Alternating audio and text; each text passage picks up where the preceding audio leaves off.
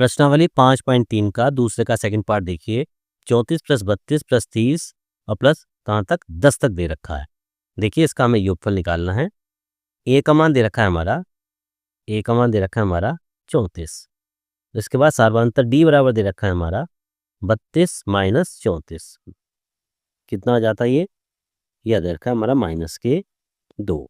साथ में एन का मान दे रखा है हमारा 10।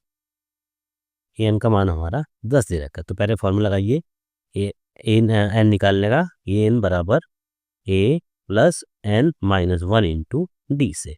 एन का मान दे रखा है हमारा 10 बराबर ए का मान दे रखा है हमारा 34 प्लस एन का मान दे रखा है हमारा अभी कुछ नहीं पता निकालना है हमें इंटू डी का मान दे रखा है हमारा -2।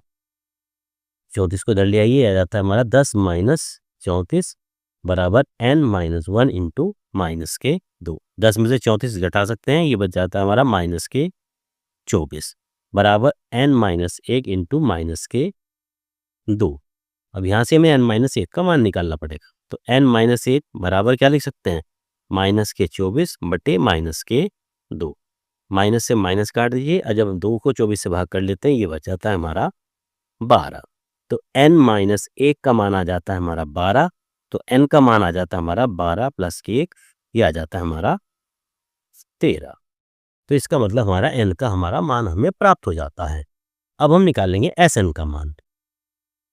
फॉर्मूला लगाइए Sn बराबर n/2 into 2a plus n minus 1 into D.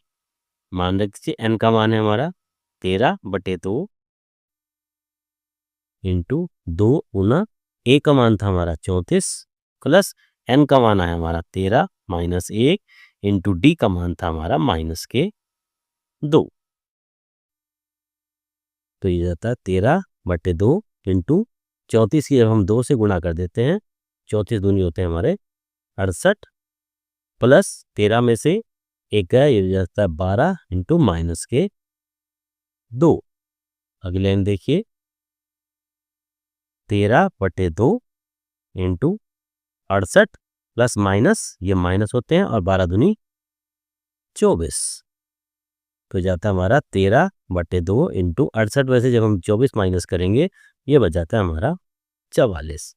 अब देखिए 2 से काट सकते हैं 44 को, 2 दूनी 4 2 दूनी 4, ये आ जाता है हमारा 13 गुना 22 और 13 की 22 में गुना करेंगे तो ये आएगा हमारा 286।